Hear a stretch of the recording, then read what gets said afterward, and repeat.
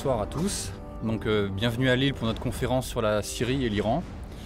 Je souhaite également un bonsoir aux éditeurs de Méridien Zéro, l'émission francophone de Radio Bandera Nera et l'émission également du Mouvement d'Action Sociale. Alors nous avons le plaisir d'accueillir aujourd'hui Robert Stuckers. Bonjour Robert. Bonjour, bonsoir. Bonsoir d'ailleurs. Avant de débuter, je voulais commencer par quelques considérations, comme nous en avons l'habitude.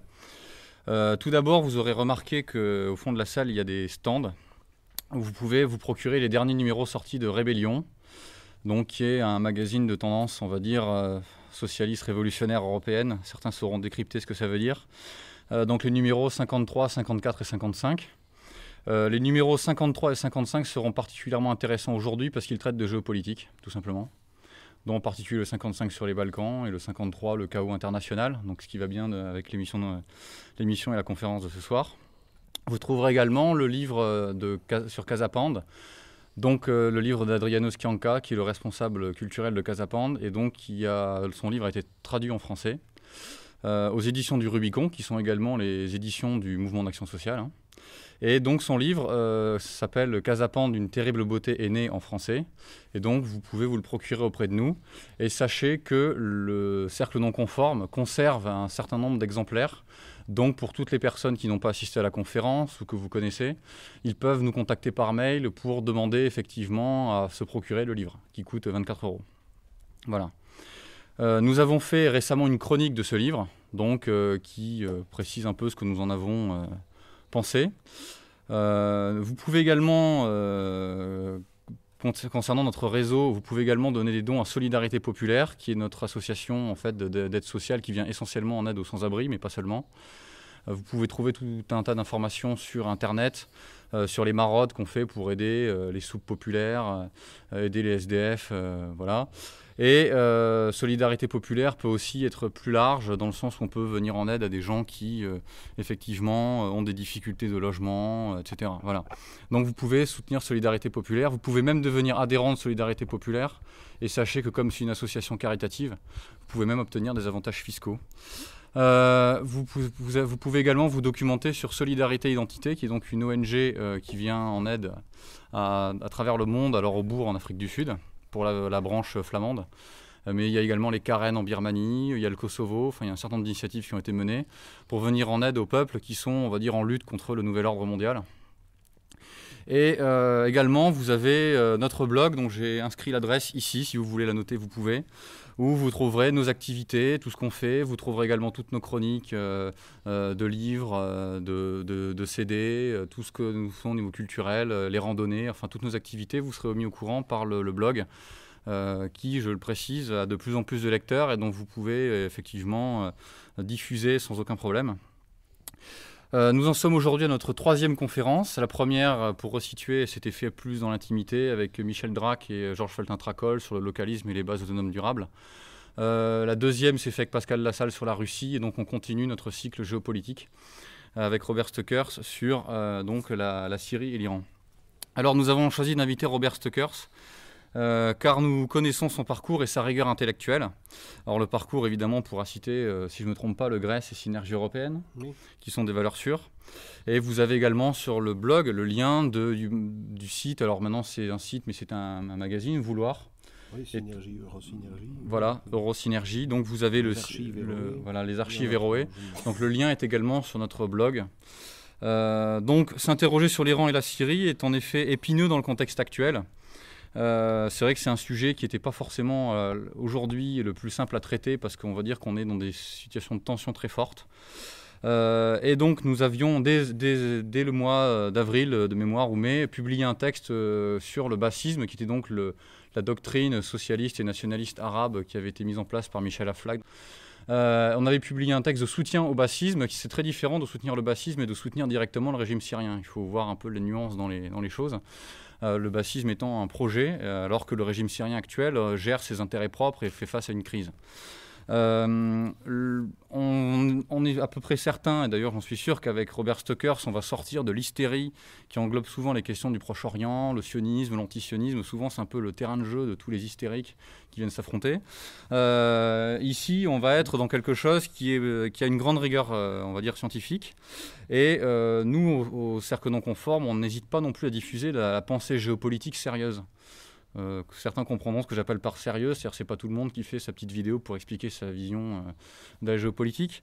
On relaie Émeric Choprade, on relaie Bernard Lugan. Voilà, on est dans quelque chose de sérieux. Et je pense que c'est important de savoir qu'on a une grande tradition géopolitique en France et on a aussi une grande tradition de réflexion sur le monde. Et nous préférons, quant à nous, apporter une réflexion par ces cercles. Alors il y a notre cercle, et j'en profite pour signaler également la présence du cercle bourguignon, avec qui on est souvent en contact.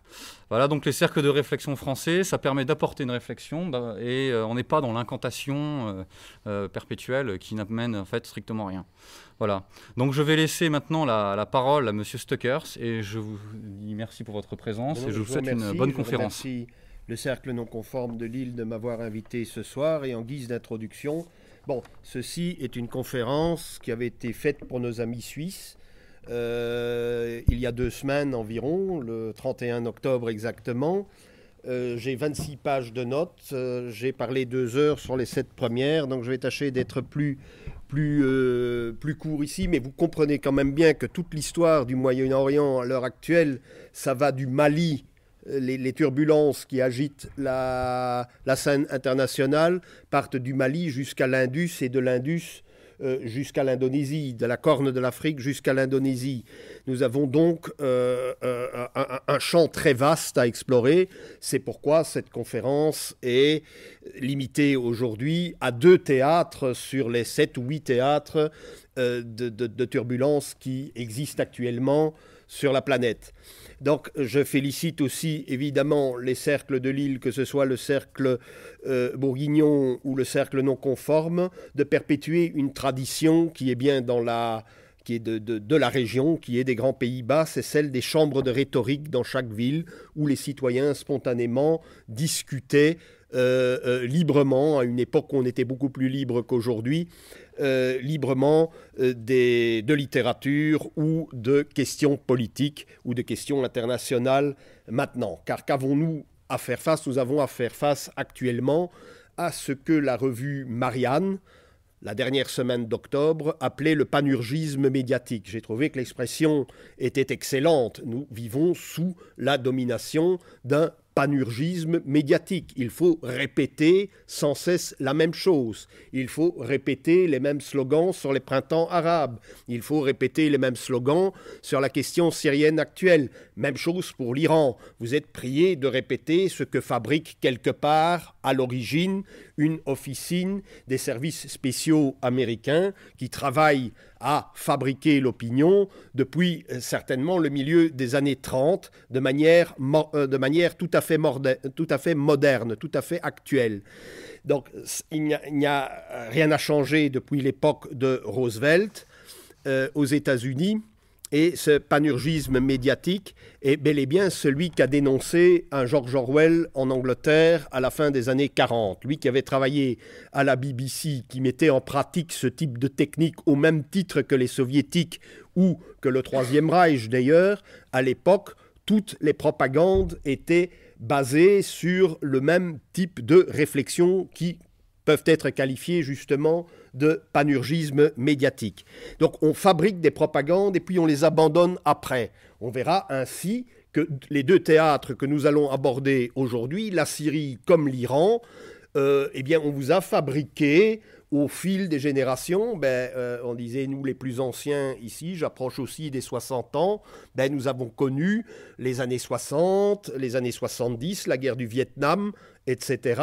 Et puis on s'aperçoit que certains pays, comme l'Iran notamment, c'est d'abord formidable, c'est un allié occidental, puis tout à coup le Shah devient un monstre, la révolution de Khomeini c'est très bien, la révolution de Khomeini a lieu, la révolution de Khomeini est très mal, parce que ce sont les pasdaran qui prennent le dessus, et on voit que toutes les propagandes qui sont fabriquées par ces officines, eh bien, elles sont abandonnées et remplacées par une propagande qui dit exactement le contraire, tout à fait comme dans le roman d'Orwell, 1984, eh bien, tout à coup, on voit qu'on change le nom de l'adversaire qui était un allié auparavant.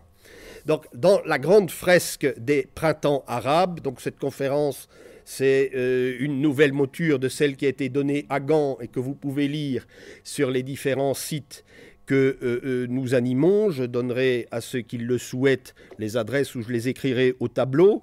Donc le texte a été fait, analyse de 2 points chauds, l'Iran et la Syrie.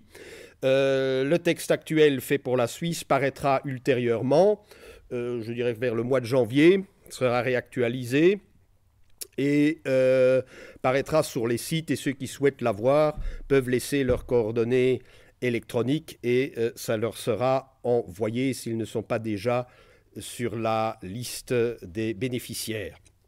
Donc, comme je le disais, nous avons une zone de turbulence qui part du Mali et qui va jusqu'à l'Indus, jusqu'au Pakistan, et de la Corne de l'Afrique à l'Indonésie, dans l'océan Indien.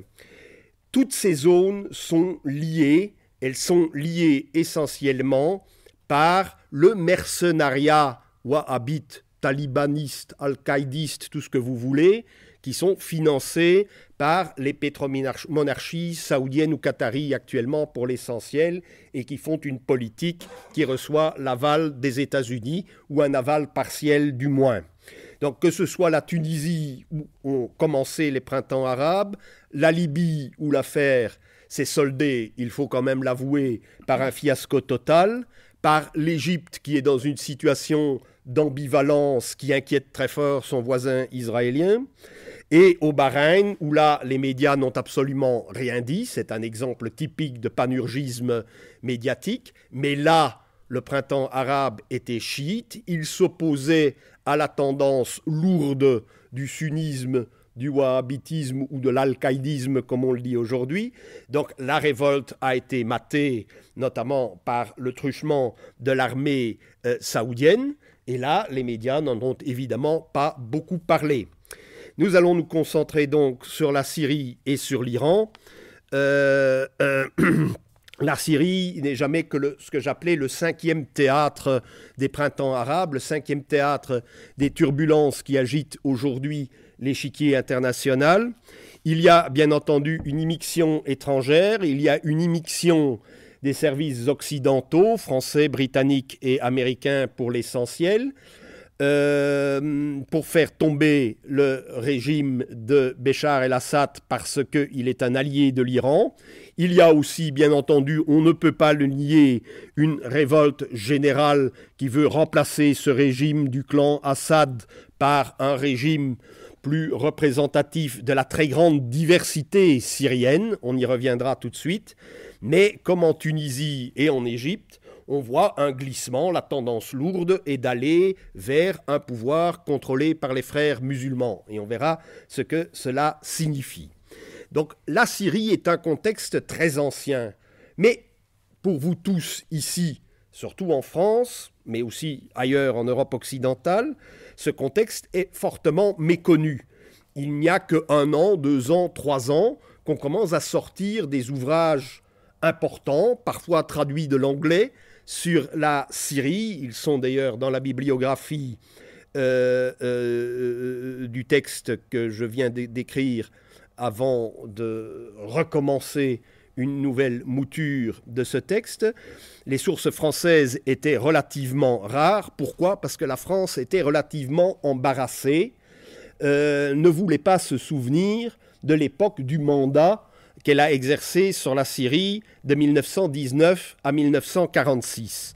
Donc les sources étaient rares. Aujourd'hui, ce n'est plus le cas. Vous pouvez disposer d'excellents ouvrages très objectifs, fort bien traduits et captivants, parce que bon, c'est une saga. Il existe même un livre qui est paru récemment qui parle de la Syrie comme d'un roman et qui est fort bien écrit. Le livre principal dont on disposait il y a avant ces nouveaux livres français, avant qu'on ne mette la Syrie dans le collimateur des médias internationaux, était un livre tout à fait un livre quasi officiel, c'était celui de l'ambassadeur Van Damme, ambassadeur des Pays-Bas dans beaucoup de pays du monde, notamment en Indonésie. Donc un monsieur qui avait une carrière diplomatique très chargée et très respectable derrière le dos. Il a écrit cet ouvrage en anglais, The Struggle for Power in Syria. Donc la lutte pour le pouvoir en Syrie, c'est une histoire de la Syrie depuis le mandat français. Donc, dans les années 20, cette période mandataire a été ponctuée de révoltes qui ont été matées avec une extrême violence. Et pourquoi cette extrême violence on veut la refouler, on veut l'oublier. Parce que les personnes qui étaient chargées d'exercer le mandat sur la Syrie étaient ceux qui s'opposaient, pour des raisons purement idéologiques, à l'excellente gestion du protectorat du Maroc qu'avait exercé l'IOT jusqu'à la moitié des années 20. Donc l'IOT partait d'un principe véritablement impérial, c'est-à-dire qu'il fallait respecter les états de choses qui existaient au Maroc, les clivages tribaux, la spécificité du Rif, la spécificité des villes, etc., qu'il fallait respecter la tradition chérifane que l'on protégeait. Donc la France s'occupait des douanes, s'occupait du système bancaire marocain, du commerce international, mais le reste, les traditions étaient respectées. C'était la politique de l'IOT qui ne s'opposait pas à ces réflexes typiques de la civilisation arabe, qui sont d'ailleurs parfaitement décrits dans cet atlas des pays arabes. Vous avez un schéma qui vous montre comment fonctionne le système d'allégeance que l'on appelle tribal, clanique ou familial, la grande famille, la famille élargie. Comment cela fonctionne? Cela ne fonctionne pas comme une république à la française ou comme un État moderne occidental. Donc, ce système tribal, clanique et familial, mais ce sont trois mots. Je ne dirais pas qu'ils sont tabous, mais ce sont des termes qui sont décriés, qui sont péjoratifs dans le chef de certains idéologues de la place de Paris, comme Bernard-Henri Lévy, qui excite évidemment, qui est peut-être la voix la plus bruyante du panurgisme médiatique à l'heure actuelle. Donc, la notion de Syrie, maintenant il faut partir du principe, et c'est vrai, je n'ai pas les cartes, mais la notion de Syrie, ce n'est pas l'État syrien actuel, ce n'est pas le territoire sur lequel la France a exercé son mandat de 1919 à 1946. La notion de Syrie dans l'Empire romain est très vaste. Elle va du Sinaï, elle va du canal de Suez, je dirais, jusque en Turquie, la province du sud de la Turquie qui s'appelait la Cilicie à l'époque.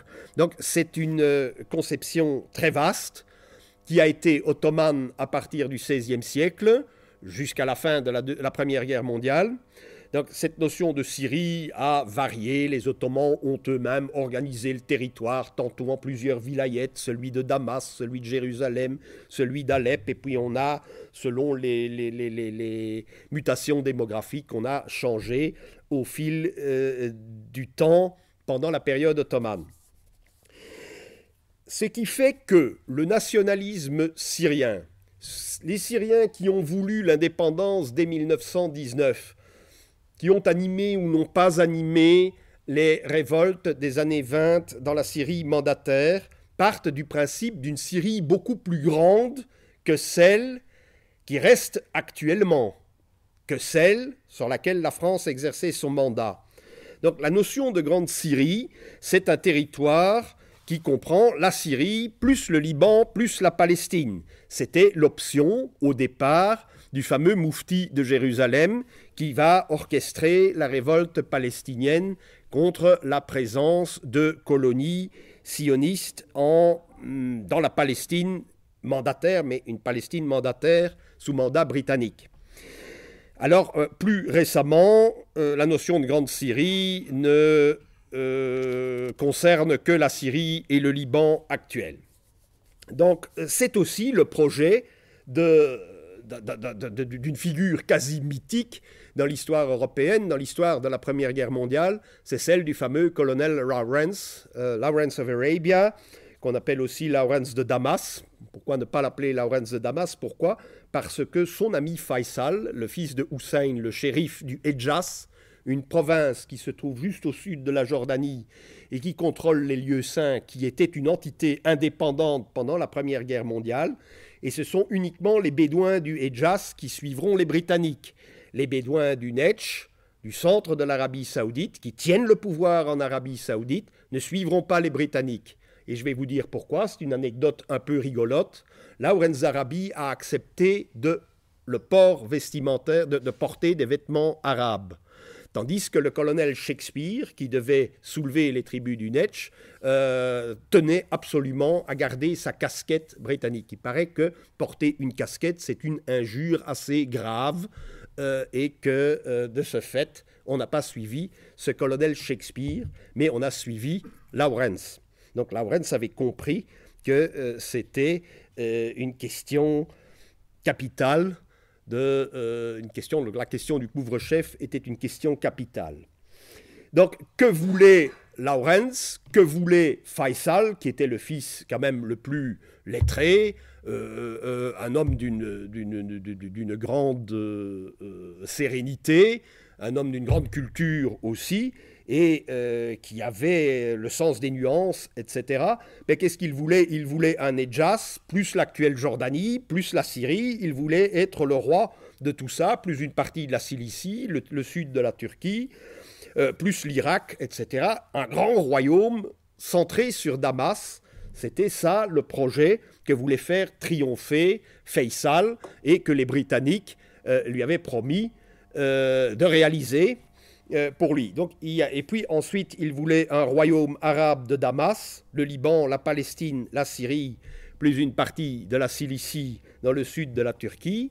Mais le mandat français, le premier acte qui va être posé sera de chasser Faisal à la bataille de Maïsaloun en 1920. Donc Faisal quitte les territoires qui sont réservés au mandat français, se réfugie dans les territoires qui sont sous mandat britannique et se réfugiera en Irak, dont il deviendra d'ailleurs le roi. Alors, si la puissance mandataire française garde le dessus jusqu'en 1928, la guerre va durer 8 ans, tout de même, c'est 8 ans la guerre de Syrie, elle est concomitante toutefois à la guerre du Rif au Maroc, qui va durer aussi quelques années, moins longtemps, mais aussi à l'occupation de la Roure et de la rive occidentale du Rhin. Ça fait, après la saignée de 1914, tout de même 3 théâtres sur lesquels il faut déployer des troupes nombreuses et on n'a pas tout à fait les moyens. Donc maintenant, voyons la chronologie syrienne au cours de ces années mandataires jusqu'à l'indépendance et après l'indépendance. La première étape, c'est 25-28. Ça, c'est le moment le plus fort des révoltes, avec une répression féroce. Alors, quand on dit aujourd'hui, il y a une révolte qui éclate dans telle ou telle ville, et puis les chars de l'armée fédérale syrienne encerclent la ville et puis cassent tout, eh bien, c'est exactement la tactique qui avait été appliquée sous le mandat. Donc, ce sont surtout des généraux ou des gouverneurs qui ont voulu appliquer à la lettre les idées qualifiables de jacobines, très centralisatrices, et qui visaient aussi à briser les liens de l'assabia, c'est-à-dire de l'allégeance familiale. Bon, ne rigolons pas en disant oui, c'est un archaïsme qui est propre à telle ou telle civilisation. Mais dans cette région-ci, et jusqu'à Paris, entre Rhin et Seine, disons, le système franc, qui est à la base de nos royaumes ou de nos pays, le système franc est lui aussi un système d'allégeance familiale. Ce sera le cas successivement des Mérovingiens, des Carolingiens, puis des Capétiens, etc. Il y a un système d'allégeance qui a existé dans notre civilisation et qui a existé à des époques qui ont tout de même produit sur le plan culturel des merveilles qu'on ne peut pas nier. Donc, en 1925-28, la révolte gronde et la répression est féroce. En 1941, c'est une deuxième date clé dans l'histoire du Liban et de la Syrie, dans la mesure où les troupes de Vichy vont défendre les territoires sous mandat contre les Britanniques et contre les gaullistes qui vont remonter depuis la Palestine et l'Égypte avec des troupes australiennes, indiennes et autres. Et en 1941, d'ailleurs, il ne faut pas le cacher, les alliés occidentaux, les Britanniques et les Américains, gagnent la Deuxième Guerre mondiale parce qu'ils vont contrôler successivement le Liban et la Syrie, puis un mois plus tard l'Irak et 2 mois plus tard l'Iran. Ils sont donc maîtres des routes du pétrole et peuvent alimenter l'armée soviétique par la Caspienne et puis par les ports de Mourmansk, avec une ligne de front où la logistique américaine fonctionne à plein rendement. Donc 1941, on dit 1942, c'est l'année où tout a basculé. Non, tout a basculé à partir du moment où les soldats anglais et australiens se sont rendus maîtres de Beyrouth et de Damas. Donc en 1946, les Britanniques et les Américains insistent pour que les mandats deviennent, que les territoires sous mandat deviennent indépendants. C'est une condition imposée par les Britanniques et par les Américains. Et de fait, en 1946, la Syrie va devenir indépendante, une indépendance tout à fait formelle, mais le pays va rentrer dans une période de difficulté vu la diversité ethnique et religieuse de ce pays, de la Syrie. C'est un pays composite, c'est un pays donc, où il va y avoir beaucoup d'affrontements entre les factions. Alors, en 1958, on espère un peu unifier toutes ces populations diverses, toutes ces tribus qui s'opposent les unes aux autres. On veut les unifier par l'idéologie panarabe et on va l'appliquer tout de suite avec une ferveur et un enthousiasme, sans beaucoup d'arrière-pensée et sans beaucoup de vues à long terme. Donc on va fusionner la Syrie et l'Égypte. Ce sera, à l'époque, on le verra, ce sera la fameuse époque de la RAU, de la République arabe unie, où la Syrie et l'Égypte ne forment plus qu'un seul État. Mais les Syriens, et particulièrement les minorités syriennes, qui sont quand même bien structurées sur le plan tribal, comme les Alaouites et les Druzes, ne vont pas vouloir de cette mainmise égyptienne sur leur pays, et notamment les Alaouites, dont le clan Benassat est une émanation, vont un peu ruer dans les brancards. Et en 1961, eh bien, la République arabe unie cesse d'exister. Donc elle a existé exactement 3 ans. Il y aura encore 2 années de troubles. Et en 1963, le fameux parti Baas prend le pouvoir. Et qu'est-ce que le parti Baas ? Eh bien, on est peut-être étonné puisque le système Baas a pris une coloration péjorative suite à l'élimination de Saddam Hussein en Irak. Il y avait un parti Baas en Irak aussi, puisque l'Irak était composite sur le plan communautaire, ethnique et religieux lui aussi. Donc le Baas, théorisé effectivement par un chrétien libanais, Michel Aflaq, le Baas prend le pouvoir, mais Nicolaus Van Damme, donc je ne vais pas sortir ma démonstration d'un ouvrage qui serait bassiste ou d'un ouvrage qui ferait du romantisme pro-bassiste en Europe occidentale. Non, il vient du témoignage d'un diplomate de haut vol et dans une maison d'édition universitaire. C'est donc pas un pamphlet ou un brûlot politique ou extrémiste entre guillemets. Donc pour l'ambassadeur Van Damme, le Baas constituait, dit-il dans cet ouvrage, qui est encore en vente et qui a connu évidemment une réédition depuis les événements, c'était la formule adéquate parce qu'elle permettait, sans heurts, à toutes les minorités de participer au pouvoir ou plus simplement à la chose publique. Donc le slogan, c'était unité, liberté, socialisme. Et effectivement, en 1966, ça c'est 3 ans après la prise du pouvoir du Baz, Hafez el-Assad, le père de Béchar el-Assad, qui est un officier de l'armée de l'air, va un petit peu éliminer la vieille garde bassiste, mais va créer un système laïque. Donc c'est un système laïque qui était au pouvoir en Syrie, un peu et partiellement sur le modèle turc d'Atatürk ou sur le modèle iranien de Reza Khan, le premier shah de la dynastie des Pahlavis, qui a pris le pouvoir en 1921, s'est fait proclamer empereur en 1926. Vous pouvez d'ailleurs l'entendre sur YouTube en train d'inaugurer en français, d'ailleurs, les chemins de fer iraniens.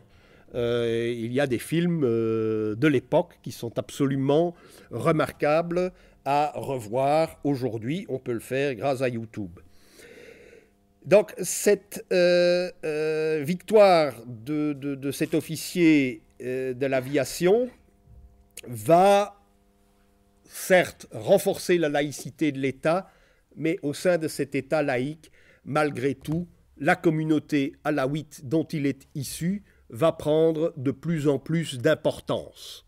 Dans l'armée, essentiellement, le fameux général Klass, qui était le théoricien de l'armée blindée syrienne, qui va répéter mot pour mot ce que disaient les théoriciens de l'arme blindée allemande, dont Guderian, et va répéter inlassablement ce que disait De Gaulle dans son arme blindée, mais sans le remettre à jour, était aussi un membre de la communauté alaouite. Beaucoup de sunnites pauvres, appartenant à des familles qui n'ont pas pignon sur rue, vont soutenir ce système parce que justement l'école des officiers, qui est productrice des cadres de l'État, va accepter n'importe quel citoyen et il sera jugé sur ce qu'il est capable de faire sur le plan technique, sur le plan administratif, etc. S'il est un bon élément, il aura un emploi. Ces sunnites pauvres sont généralement hostiles aux notables des villes qui sont pour la plupart des sunnites de pure obédience et souvent alliés aux frères musulmans. On a donc déjà, dans les années 60, fin des années 60, le schéma qui va se reproduire 2 fois, un schéma de confrontation qui va se reproduire 2 fois au cours de l'histoire syrienne. Donc en 1970, Hafez el-Assad prend réellement le pouvoir. C'est la victoire des ethnies guerrières, druzes et alaouites, qui habitent dans les montagnes, sur les sunnites de la plaine et sur les notables des villes. En réalité, c'est pourquoi ce système a une connotation panarabiste et socialiste. Donc, Hafez el-Assad, quand il arrive au pouvoir, va favoriser toutes les minorités, car sa minorité alaouite, ça fait 11%, il a donc besoin d'alliés. Donc il va s'allier essentiellement avec les Druzes, qui vont être très présents, ce sont des montagnards, ce sont donc de bons soldats, c'est le cas dans le Rif marocain, c'est le cas en Europe, avec, il faut se le rappeler tout de même, l'excellence des troupes suisses, ou des troupes bosniaques, ou en Belgique, ou des troupes alpines en France, ou en Belgique, les chasseurs ardennais, c'est dans les régions montagneuses qu'on recrute les meilleurs soldats, les lansquenets allemands, qui vont servir toutes les armées possibles et imaginables, de la France à l'Autriche en passant par la Prusse, se recrutent essentiellement dans le sud, dans les régions les plus montagneuses. La Franche-Comté est aussi une région, à l'époque, qui fournissait énormément de soldats, surtout à l'Espagne. Donc l'armée, dirigée par des éléments druzes et des éléments alaouites, va former la véritable épine dorsale de la nation, ce qui va créer la jalousie, des frères musulmans, et les conditions du conflit actuel sont donc jetées dès la prise de pouvoir d'Hafez el-Assad. Et effectivement, en 1981-82, et ces faits d'histoire des années 81-82 est totalement occulté dans la narration que nous font les médias aujourd'hui de la question syrienne. Donc en 81-82, en Europe occidentale, on a surtout parlé de l'accession de Reagan au pouvoir et du combat mené par le syndicat polonais Solidarność contre la dictature pro-soviétique de Jaruzelski.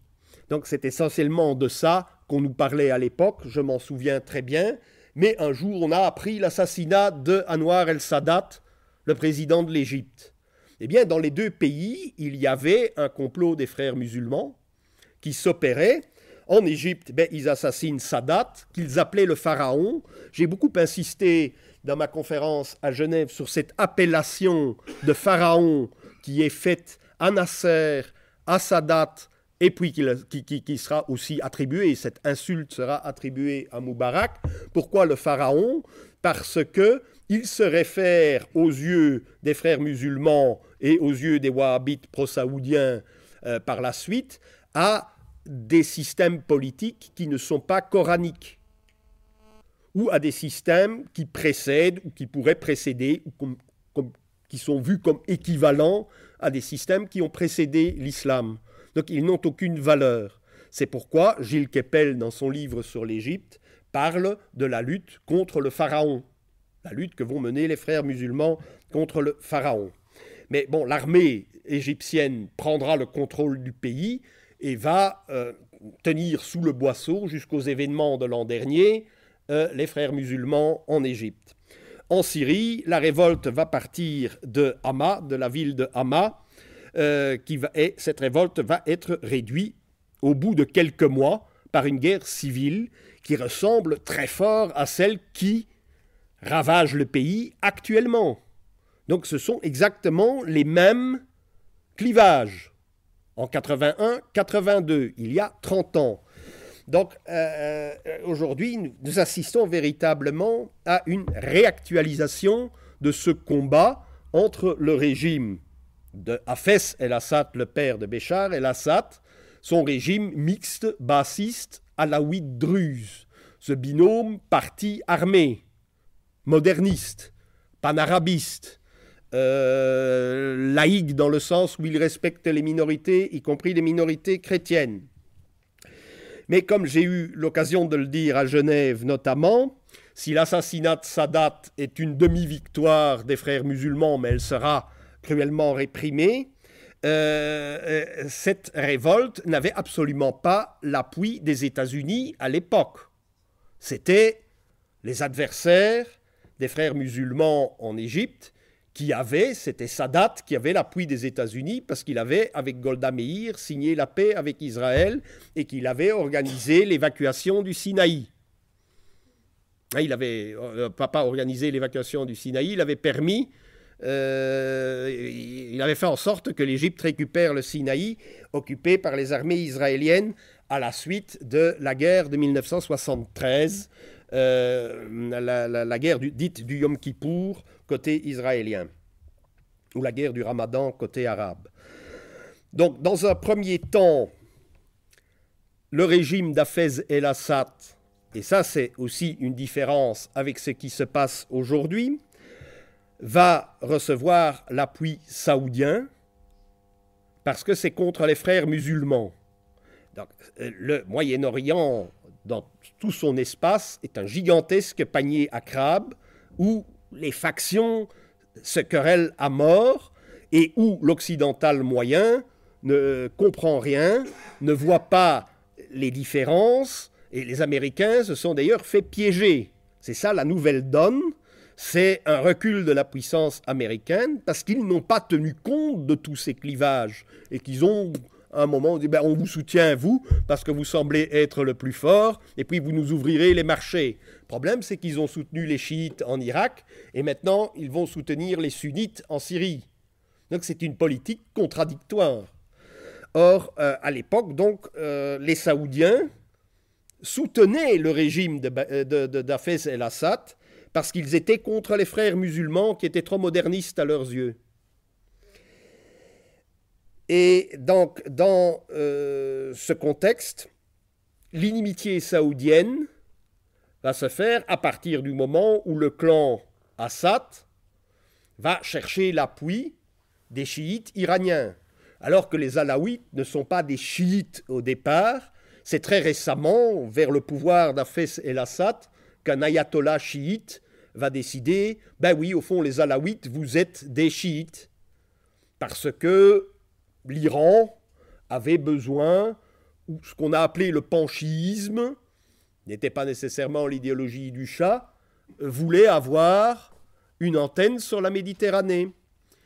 Tous les États persans, depuis les Parthes à l'époque romaine, jusqu'au XVIIIe siècle, vont tenter d'avoir des communautés religieuses qui agissent en leur faveur pour la Méditerranée.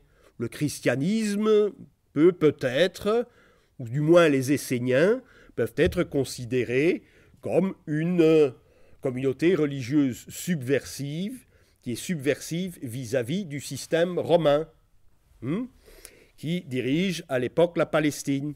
Mais c'est la guerre Rome contre les Parthes qui joue ici. De ce fait, les Saoudiens voient d'un très mauvais œil ce passage au chiisme du système de El-Assad. Et les Alaouites, considérés désormais comme chiites, sont aussi les ennemis des Saoudiens. Donc si je répète, le système est hostile aux frères musulmans, il a l'appui des Saoudiens contre les frères musulmans dans un premier temps. Dans un deuxième temps, comme il est chiite et qu'il cherche l'appui de l'Iran, l'inimitié entre sunnites et chiites, entre saoudiens et perses, va prendre le dessus. Donc l'Arabie saoudite va se retourner contre le clan d'El-Assad. Alors, il n'y a pas eu de modus vivendi possible. Les États-Unis vont soutenir ou croient vouloir soutenir Israël. La Syrie est aussi déforcée par ce qu'on appelle le stress hydrique. C'est-à-dire il manque de l'eau pour une population qui croît sans cesse. Il manque de l'eau pourquoi ? Parce que les Israéliens contrôlent depuis 1967 et puis depuis 1973 les hauteurs du Golan qui sont le véritable château d'eau. Mais c'est un peu comme en France, le plateau de Langres. Il est stratégique, il est important. Pourquoi ? Parce que les principaux fleuves, la Marne, la Seine, la Saône, la Meuse, prennent leur source sur ce plateau de Langres. C'est donc une sorte de château d'eau. Bon, ici, il y a beaucoup d'eau, il pleut beaucoup, mais en Syrie, un château d'eau, il est important de le contrôler pour alimenter les villes en eau. Donc ça, c'est le premier stress hydrique, comme on dit en langage géopolitique, que subit la Syrie. Le deuxième, c'est que les Turcs ont mis des barrages sur le cours du Tigre et de l'Euphrate, les deux grands fleuves du fameux croissant fertile de biblique mémoire. Les Turcs ont installé des barrages dans le sud de la Turquie, donc c'est eux qui contrôlent l'alimentation en eau de la Syrie et de l'Irak, et qu'ils ferment les robinets, et je ne crois pas que la Syrie couvre à peine ses besoins en eau pour sa population. Donc elle a ce double stress hydrique. En 90-91 contre l'Irak, parce qu'il y a une bagarre entre le bassisme syrien et le bassisme irakien, Hafez el-Assad est un allié des États-Unis contre l'Irak.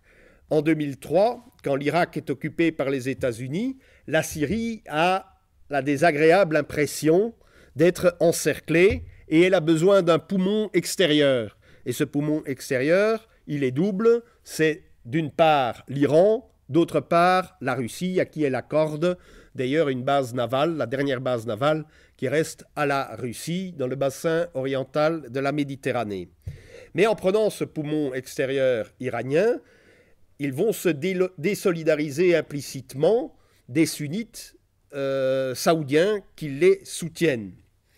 Donc, en plus de ça, dans cette première décennie du XXIe siècle, les blocages sociaux sont un fait général dans la société syrienne. Bon, on va me dire que dans nos pays, c'est la même chose. Il y a des blocages sociaux dus à la démographie galopante du pays. C'est un pays, la Syrie, qui a tous les 20 ans doublé sa population depuis son indépendance en 1946. Donc si nous avons 5 millions de Syriens en 1946, eh bien il y en aura 10 millions en 66, et puis 20 millions en 86, et ainsi de suite. Donc il y a une démographie galopante. Du fait de cette démographie galopante, on ne peut plus donner un emploi à tout le monde dans les armées, dans les services publics, etc., comme le faisait le système bassiste, basé sur les académies militaires. L'académie militaire ne forme pas nécessairement que des officiers, elle peut former de très bons techniciens pour l'industrie ou pour l'administration d'un pays. Ce ne sont pas nécessairement des officiers qui vont rentrer dans des troupes de combat. Donc il y a une masse de mécontents qui vont chercher l'appui d'Al-Qaïda ou de djihadistes qui sont encadrés par différents services occidentaux dont les SAS britanniques, et d'autre part une masse de citoyens syriens qui ont bénéficié depuis peut-être 1, 2 ou 3 générations, des bienfaits du système bassiste du clan El-Assad, donc qui vont appuyer le gouvernement et vont chercher évidemment l'aide de mercenaires iraniens. Il y en aurait 50 000 en Syrie. Et voilà, les jeux sont faits. C'est un peu comme dans la guerre civile espagnole. Il y a un clan gouvernemental qui est appuyé par le Qatar, l'Arabie saoudite et les services occidentaux, plus la Turquie, et d'autre part un clan gouvernemental qui est appuyé, je veux dire un clan de l'opposition qui est appuyé par l'Occident, et un clan gouvernemental qui lui est appuyé par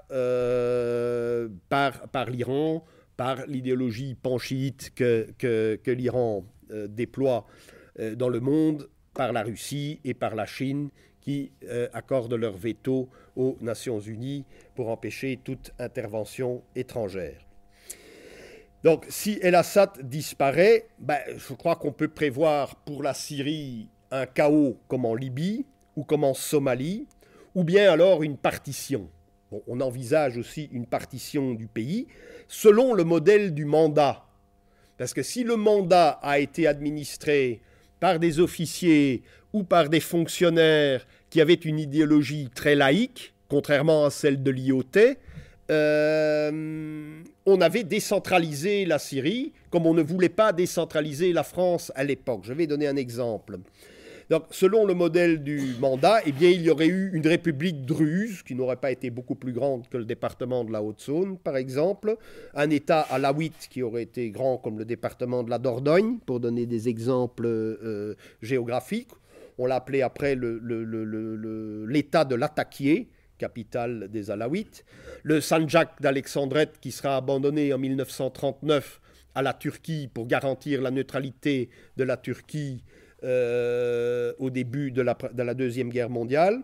Un État d'Alep, beaucoup plus vaste État, autour de la ville de Damas, et autour de la ville d'Alep, et un État de Damas dans le sud, autour de la capitale actuelle. Alors, certains milieux israéliens penchent eux aussi pour une partition du même type, mais ce qui est amusant, c'est que l'autonomie linguistique des Kurdes, par exemple, a été accordée par la République laïque à cette époque-là en Syrie, alors qu'on luttait au même moment contre des revendications linguistiques en Bretagne ou en Alsace, alors qu'on faisait une politique diamétralement opposée en Syrie. Et il y a peut-être un lien entre les deux, c'est parce qu'on accordait toutes les facilités, tous les centres culturels kurdes recevaient l'appui de la République laïque. Alors les autres se sont dit, et pourquoi pas nous? Il y a eu une sorte de malentendu. C'est probablement pas un hasard. Sous le mandat, les Alaouites et les Kurdes ont donc été particulièrement favorisés parce qu'ils formaient le cadre de l'armée du mandat et ils feront aussi le cadre de l'armée de Vichy. Il y aura même des chasseurs alpins druzes avec des troupes de skieurs. C'est assez étonnant de voir les photos. Donc il y a des chasseurs alpins skieurs druzes dans le Djebel du sud de la Syrie. Donc, pourquoi les Alaouites vont-ils immédiatement se mettre au service de la République française, de la République qui tient le mandat entre les mains? Eh bien, ça, c'est une chose qui est totalement occultée par nos médias. C'est un souvenir de l'appui des Francs, de ce que eux appellent les Francs, c'est-à-dire les croisés, aux disciples d'un certain Ibn Nozaïr, ou les Nozaïrites, dit-on dans l'histoire des religions. Ben, les Nozaïrites, c'est l'expression d'un syncrétisme, je dirais, ce sont surtout des populations chrétiennes orthodoxes, grecques, qui vont se convertir formellement à l'islam, tout en gardant des réflexes assez chrétiens ou en revenant à des cultes plus ou moins animistes arabes. Et en les mêlant à toutes sortes de choses, on a le même cas en Turquie avec les Alévites, bien qu'il n'ait pas tout à fait les mêmes idéologies. Les Alévites, c'est une masse, c'est peut-être 20-30% de la population turque qui ne suit pas du tout les préceptes sunnites mis en avant par l'AKP d'Erdogan aujourd'hui, mais qui sont soit des Grecs, soit des Arméniens qui se sont convertis formellement à l'islam pour échapper à la dhimitude, mais qui gardent des rites, qui gardent aussi des rites païens turcs. J'ai assisté dans une école, pourtant bien catholique, dans une école catholique où une collègue turque a effectué un rite solsticial kurde plutôt, zoroastrien, et beaucoup de zoroastriens parmi les Alévites, etc. C'est donc tous ces syncrétismes du Moyen-Orient ou d'Anatolie qui font horreur aux wahhabites, aux salafistes, à la tradition dite de Ibn Hanbal, un théologien islamiste qui veut que l'on fasse tout à la lettre du Coran. Il y a une tradition hanbaliste, et puis il y a les syncrétismes arabo-grecs et les syncrétismes arabo-persans. Et c'est contre ces syncrétismes que représentent aujourd'hui les Alaouites que luttent, bien entendu, les forces salafistes, wahhabitiques ou hanbalites dans le monde arabe. Alors, chose qu'il faut constater aussi, en Syrie comme en Égypte, c'est que les libéraux qui ont reçu au départ l'appui des Occidentaux électoralement, que ce soit en Tunisie, en Égypte ou en Syrie, ils sont passés à l'arrière-plan. Ça n'intéresse pas les peuples de ces régions d'avoir des gens qui soient des libéraux au sens anglo-saxon du terme. Ils ont été minorisés, ça n'intéresse personne dans le monde arabe, donc ce sont les frères musulmans qui ne sont pas plus démocratiques qu'un antidémocrate traditionnaliste européen ou russe. Ce sont les frères musulmans avec l'appui, cette fois, de l'Arabie saoudite, bien entendu, mais de la Turquie d'Erdogan, qui suit le même schéma, un schéma hanbalite, mais un peu modernisé en Turquie. Donc l'an passé, en août, là où on démarrait véritablement la guerre civile syrienne qui continue à faire rage, c'est l'an passé, au mois d'août, lors de la visite, rappelez-vous, d'Erdogan à Damas. Que va faire Erdogan? Il va demander, Erdogan, puis Gül, puis Davutoglu, donc c'est une troïka qui gouverne la Turquie. Il y a Gül, le président, Erdogan, le premier ministre, et Davutoglu, le géopolitologue et ministre des Affaires étrangères. Ils vont demander à Béchar el-Assad de prendre des frères musulmans dans son gouvernement et de les installer dans les rouages de l'État. Mais évidemment, le clan el-Assad va refuser catégoriquement cette proposition, puisqu'il se souvient de la guerre civile de 80-81 qui faisait suite à une tentative d'assassinat d'Hafez el-Assad qui, elle, a raté, alors que l'assassinat de Sadat, lui, a réussi. Donc ils ne vont considérer qu'il est totalement impossible de prendre des frères musulmans dans le gouvernement de la Syrie, vu le contentieux de 81-82. Alors la Syrie va du coup faire face à l'hostilité des États-Unis qui la combattent parce qu'elle est l'allié le plus occidental de l'Iran. Et là, il faut quand même rappeler que dans toute une littérature américaine, dans toute une littérature de stratégistes américains, on fait l'équation, parce que ça fait bien, les États-Unis, c'est la nouvelle Rome. Et c'est la nouvelle Rome, particulièrement dans cette région. On peut difficilement dire quelle est la nouvelle Rome en Amérique centrale ou dans le Pacifique, puisque Rome n'y a jamais exercé aucun pouvoir. Mais justement, les frontières les plus anciennes sont celles qui séparent la Turquie de l'Iran, l'Irak de l'Iran, et c'est dans cet espace-là que la confrontation entre Rome et les Parthes a joué exactement sur les mêmes terrains, pour le contrôle des mêmes fleuves, pour le contrôle des mêmes plateaux, pour le contrôle des mêmes chaînes de montagnes, etc. Donc les États-Unis se prennent pour Rome, donc la Turquie est la province d'Anatolie du temps des Romains, et l'Irak est la province que Rome n'a contrôlée pourtant que pendant quelques brèves années sous Trajan.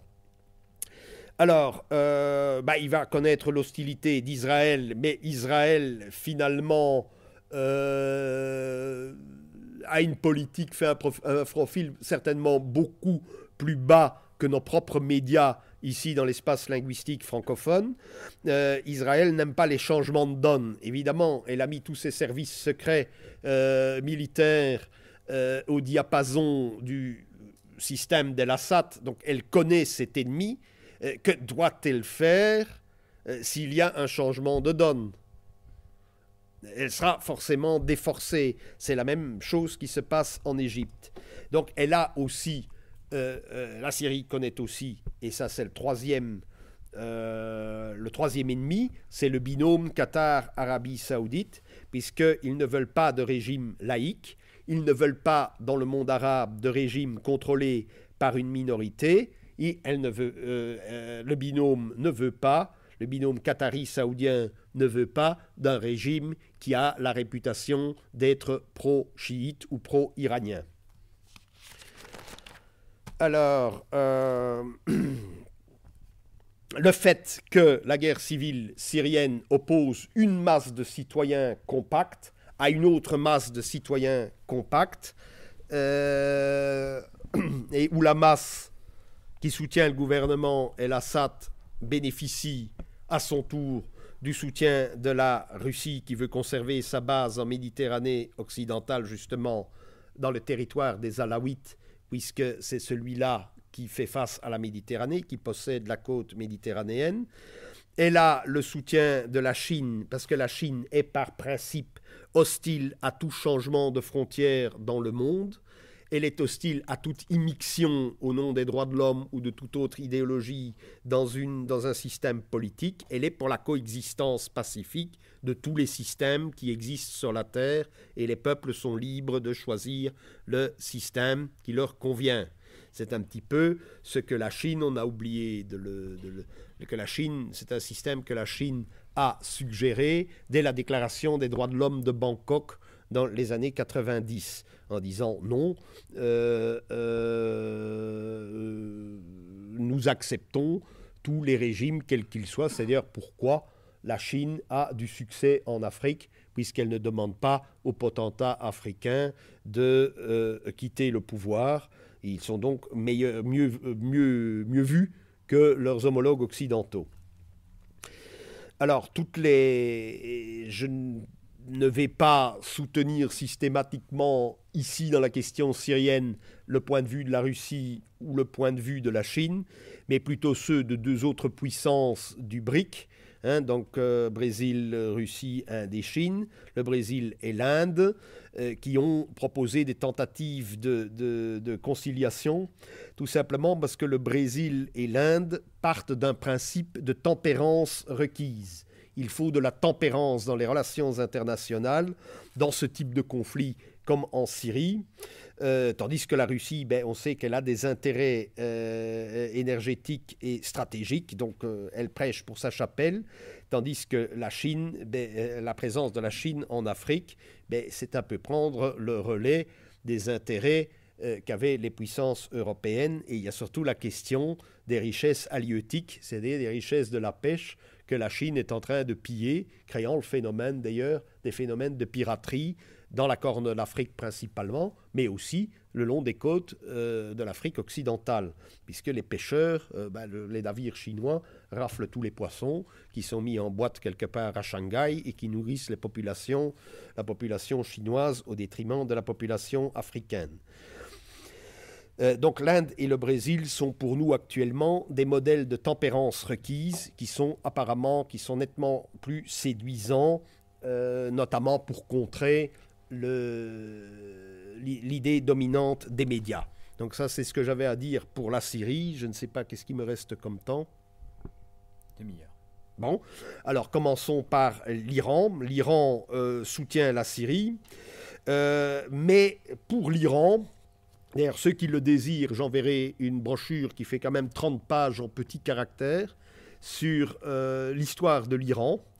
L'histoire de l'Iran, maintenant, on n'en sait rien, on n'en parle plus du tout de l'histoire de l'Iran. On d'ailleurs parle plus d'histoire quand on analyse, du moins quand les médias dominants analysent la situation géopolitique actuelle, elle ne fait pas appel à des faits d'histoire.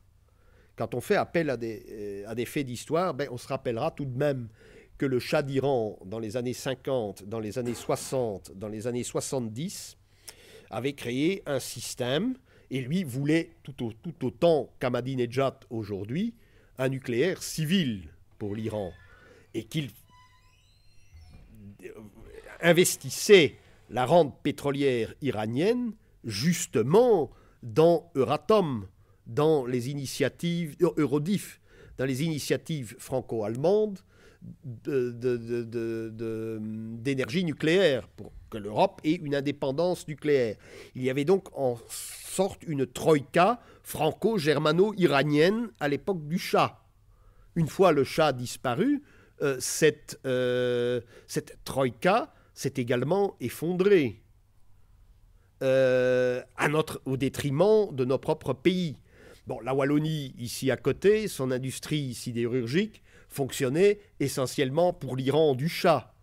À partir du moment où elle est tombée, l'industrie métallurgique des bassins de Charleroi et de Liège n'a fait que péricliter pour devenir totalement inexistante à l'heure actuelle.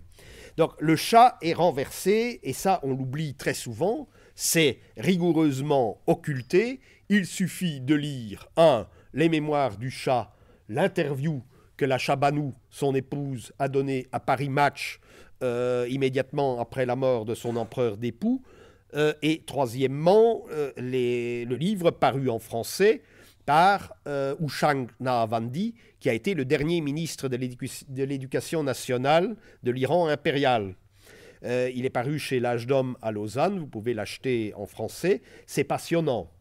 Houchang Nahavandi écrit d'ailleurs très bien le français, comme la plupart de cette élite iranienne, elle était parfaitement francophone et parfaitement anglophone.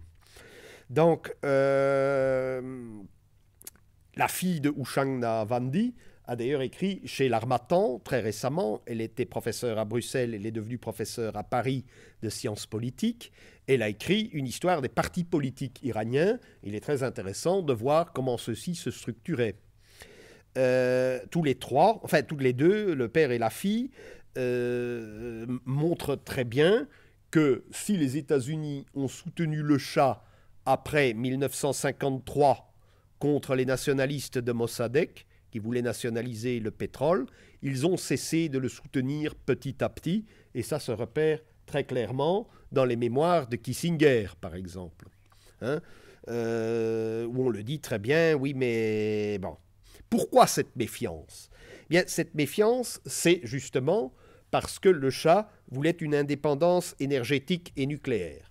Vous tapez YouTube, vous tapez Shah d'Iran, vous entendrez dans un anglais parfait en disant, oui, mais voilà, grâce au nucléaire et grâce au pétrole, nous allons dépasser, déclare-t-il à la BBC, dans 5 ans, nous dépassons la Grande-Bretagne comme puissance économique. Et le Shah déclare ça. Dans un autre interview que vous pouvez voir sur YouTube, devant la presse américaine, il s'est dit, oui, mais enfin, il y a quand même certains éléments dans la population des États-Unis qui contrôlent la presse. C'est fâcheux.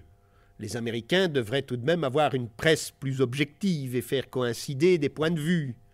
Bon, c'est tout de même un interview intéressant à entendre, d'autant qu'il date de 1975-76. Donc 1 an ou 2 avant qu'on ne lui balance une révolution islamiste dans les pattes. Donc il soutenait l'Europe nucléaire tant en France qu'en Allemagne. Dans l'OPEP, il avait réussi à faire la paix. Il n'y avait pas, du temps du Shah, une opposition aussi tranchée entre sunnites et chiites, puisqu'il avait fait la paix avec le roi d'Arabie saoudite dans le cadre de l'OPEP, des pays producteurs de pétrole.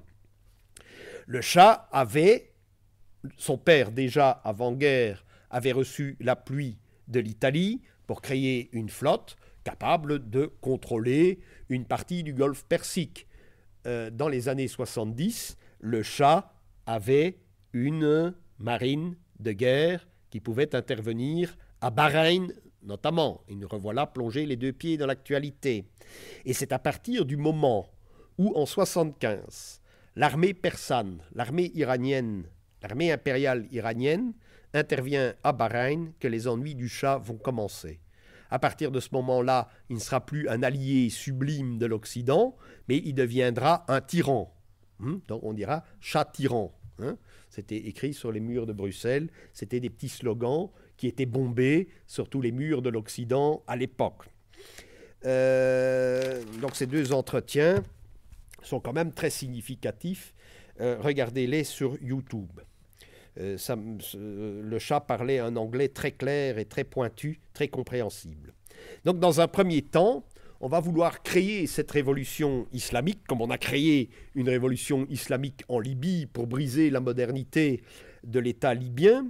Dans un premier temps, ils se disent, on va leur fabriquer une révolution islamique en sortant Khomeini de son placard. C'était pas le principal ayatollah, il y en avait une demi-douzaine. Il a éliminé tous ses concurrents, certains physiquement. Donc ça va provoquer une régression. Ils ne voudront plus parier sur le nucléaire et ça sera aussi terminé de la révolution blanche et de la puissance de l'armée iranienne. Houchang Nahavandi, dans ses mémoires, dit que tous les pilotes formés aux États-Unis ou en Europe ont été abattus tout au début de la révolution islamique. 400 pilotes ont été purement et simplement abattus. Mais que va-t-il se passer?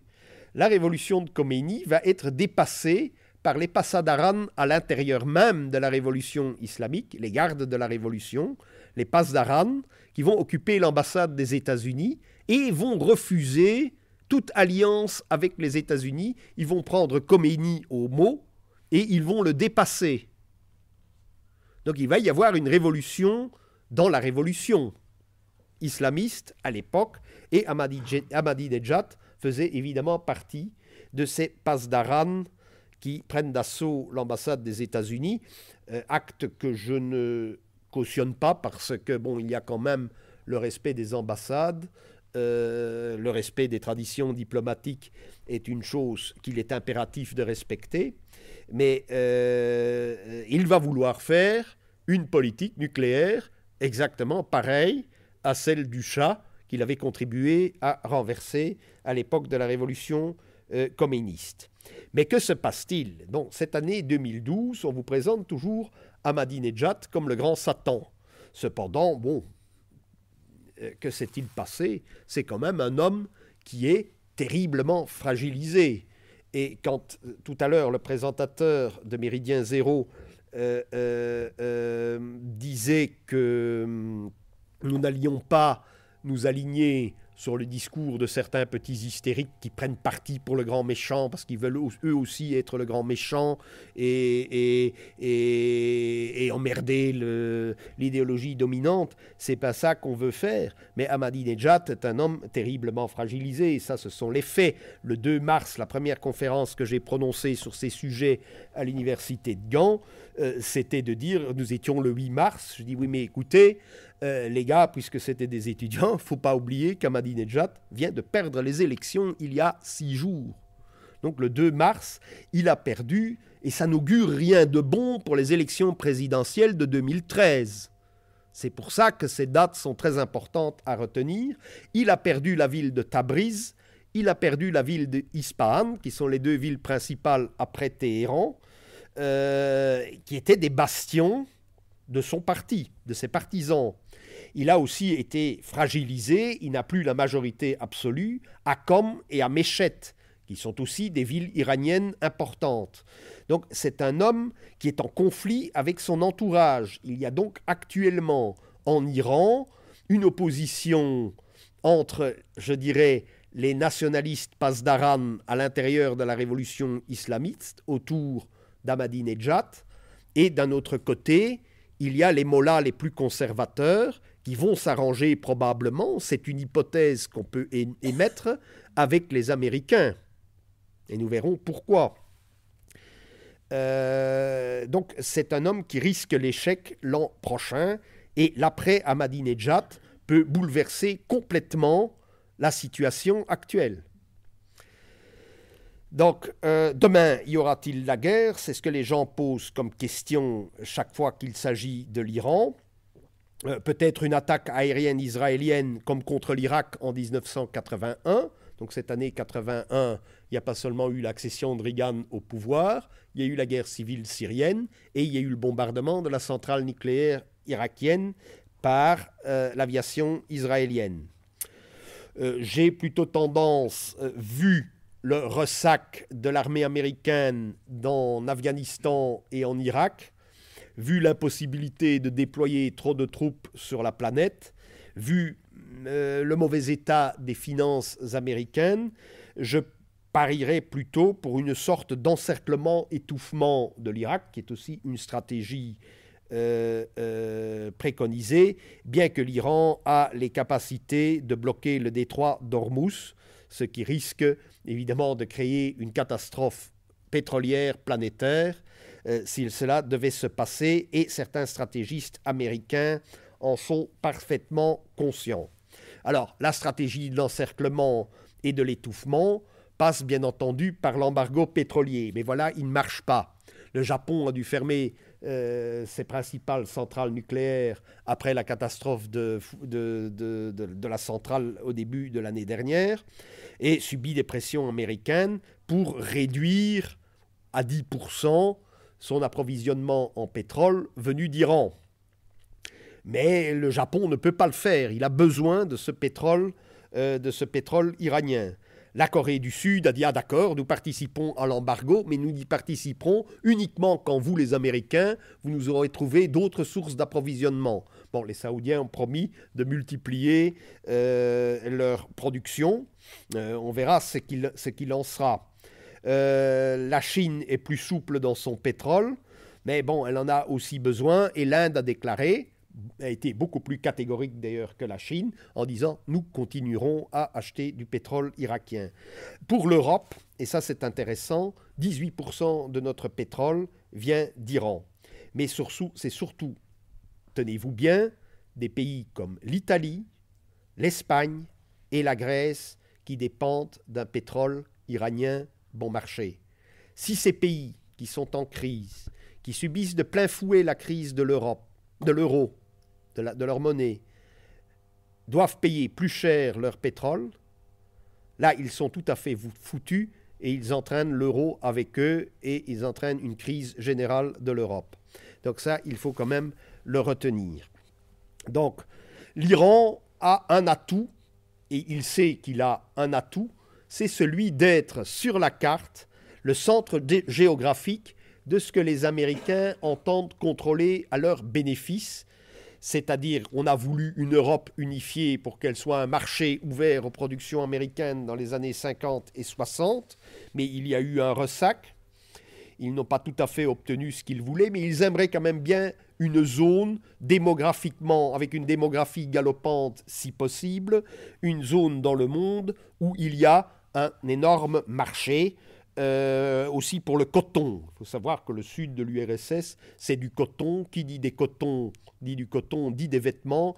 Et qui dit des vêtements, il faut une masse démographique galopante pour pouvoir vendre et continuer à vendre des vêtements en coton. Il faut savoir tout de même que le coton, c'est aussi le début du système capitaliste tel que nous le concevons. C'est les Anglais qui vont finalement prendre le coton de l'Inde et vendre du coton, vendre des produits finis en coton aux Indiens et faire crouler l'économie florissante du sous-continent indien. Quand les Égyptiens ont voulu refaire la même chose avec Mehmet Ali, ils ont soutenu la Turquie et une guerre civile à l'intérieur de l'Empire ottoman entre l'Égypte et la Turquie. Bien, l'Iran est le centre géographique de ce Greater Middle East, de ce grand Moyen-Orient, et il y a des voix américaines qui ont quand même pignon sur rue, mais dont les médias ne parlent pas parce que ce n'est pas la tendance lourde que l'on veut imposer. Je cite Robert Baer, l'ancien chef de la CIA, la professeure Barbara Slavin qui travaille pour USA Today, et le professeur Trita Parsi qui est un Irano-américain, veulent et plaident pour une nouvelle alliance américano-iranienne au détriment d'Israël. C'est très intéressant de voir que ces voix se retrouvent en filigrane, même dans la grande presse américaine. Donc récemment, Foreign Affairs, le numéro de juillet-août 2012, c'est donc un numéro très récent, va souffler le chaud et le froid, mais va dire, il y aura un article que j'ai lu qui est tout de même renversant en disant, ben oui, laissons l'Iran développer son programme nucléaire, laissons même l'Iran se doter de l'arme nucléaire. Ça n'a pas d'importance, ça créera un nouvel équilibre nucléaire. Quand Israël a acquis l'arme nucléaire sans le dire, quand le Pakistan, pour s'opposer à l'Inde, s'est donné l'arme nucléaire, mais ça a créé un équilibre, donc ça créera aussi un équilibre, dit Foreign Affairs, qui est tout de même la voix de l'Amérique en matière de diplomatie, en matière qui donne le ton quand même dans le monde entier sur les relations internationales. Donc en 1981, quand Israël a bombardé la centrale nucléaire irakienne, elle a défendu son monopole, mais sans signer le traité de non-prolifération. Tandis que, disent ces voix américaines, l'Iran, lui, a signé le traité de non-prolifération. Donc il est possible qu'il ne se dote pas de l'arme nucléaire, mais seulement d'un nucléaire civil qui lui permettra de rentabiliser sa rente pétrolière et de vendre l'entièreté de son pétrole tout en fournissant ses villes en énergie par voie nucléaire. Donc l'auteur, c'est un certain professeur Kenneth Waltz. Ils disent « Laissez faire, il y en aura une puissance nucléaire de plus, mais il n'y aura pas de prolifération. » Donc ça, c'est une voix qu'on entend aux États-Unis. Donc il faut quand même se méfier de tous les manichéismes véhiculés par les médias. Donc, mais le conflit a aussi une dimension régionale. Ce n'est pas seulement un conflit entre la République islamiste d'Iran qui veut se doter du nucléaire et un Occident américano-centré qui ne veut pas qu'il y ait de prolifération du nucléaire. C'est un conflit, un vieux contentieux entre le chiisme et le sunnisme à l'intérieur de la sphère religieuse, de la civilisation musulmane. Donc les États-Unis ne sont ni chiites ni sunnites, et ils sont même totalement dépassés par les événements. Les néoconservateurs, les deux régimes de Bush, ils n'ont pas vu la différence. Ils vont donc soutenir aujourd'hui les sunnites dans la question syrienne, avec l'appui de l'Arabie saoudite, du Qatar et de leur allié turc. Mais en Irak, il ne faut pas oublier que dans les années 90, qu'est-ce qu'ils ont fait? Ils ont hissé au pouvoir les chiites. Le président de l'Irak actuellement, c'est un chiite. Il négocie derrière le dos des Américains avec les Iraniens, avec les Russes, avec les Indiens. Donc en Irak, ce sont les chiites qui étaient hostiles à Saddam Hussein parce qu'il était panarabe et sunnite et que Saddam Hussein avait l'appui de l'Arabie saoudite. Mais donc dans la région, il y a aussi des stratégistes américains qui jouent le bâton et la carotte. Et c'est très perceptible quand vous voyez sur Internet, dans des revues comme Carto, même comme Diplomatie Magazine, qui donne toujours un portfolio de cartes dans chacun de ses numéros. Il y a la fameuse carte du colonel Peters, Ralph Peters, qui dit on va créer les frontières de sang ou les frontières religieuses dans tout le Moyen-Orient, de la Turquie jusqu'au Pakistan. Et alors on voit que l'Iran, vous allez gagner, on va vous donner la moitié de l'Afghanistan, mais on va vous prendre votre partie sud avec lequel on va fabriquer, pour éliminer les Pakistanais s'ils ne sont pas gentils, on va donner le sud du Pakistan, le sud de l'Iran, on va créer un Beloutchistan. Et puis alors on va créer, si les Turcs ruent dans les brancards, on vous fabriquera un grand Kurdistan dans l'ouest au détriment de l'Iran, de la Syrie, de l'Irak, mais enfin ça de facto, il existe un Kurdistan dans le nord de l'Irak. Et puis pour l'Arabie saoudite, attention, si vous ruez dans les brancards, on va détacher les provinces chiites de l'ouest qui ont les champs pétrolifères les plus abondants, les plus riches, et on va créer une république arabe chiite avec le sud de l'Irak et un morceau de l'Iran qui est arabophone. Et on aura une république arabe chiite. Et il vous restera, vous, Saoudiens, vous serez un espèce de super Vatican désertique qui contrôlera la Mecque et Médine. Et vous serez les gardiens des lieux saints, ce que vous avez toujours voulu être. Et puis alors, on va détacher le Hedjas, on va le donner à nos bons alliés jordaniens, qui sont les seuls, d'ailleurs, à augmenter leur territoire sans perte. Quant aux Israéliens, ils n'aiment pas cette carte non plus, parce qu'ils doivent composer avec les Palestiniens. Et sinon, on peut donner la Cisjordanie à ce nouvel État jordanien, bien fidèle à la tradition britannique. Et ainsi de suite. Donc chacun est tout à la fois remercié par des nouveaux territoires, et éventuellement, il a la perspective d'en perdre beaucoup. Donc on manie le bâton et la carotte dans le vaste Moyen-Orient. Alors, le contexte, c'est que la maison des Saouds a régulièrement, mais les médias n'en ont jamais parlé, réprimé tous les espèces de printemps arabes avant la lettre ou après la lettre aussi, qui se sont manifestés dans l'est de l'Arabie saoudite ou à Bahreïn. Ce sont les chiites qui se sont révoltés, parce que le chiisme est un système qui réclame la justice sociale. Il réclame la justice pour les défavorisés, contrairement au sunnisme ottoman qui est plus une idéologie d'État. Et il y a eu des révoltes qui ont été réprimées. Mais ça, bien entendu, les médias occidentaux n'en ont jamais parlé. Il y a un taux de chômage de plus en plus important en Arabie saoudite qui est mal compensé par les largesses. Bon, c'était le cas en Tunisie, c'est le cas en Syrie. Les gouvernements ne peuvent plus dispenser les largesses, mais ne leur jetons au nom du ciel pas la pierre. Est-ce que nos gouvernements dispensent-ils encore autant de largesses que pendant les 30 glorieuses? Non. C'est fini. Les systèmes sociaux en Europe sont eux aussi bloqués. Donc, les protestations à Qatif, qui est une ville chiite de l'est de l'Arabie saoudite, ont été durement réprimées.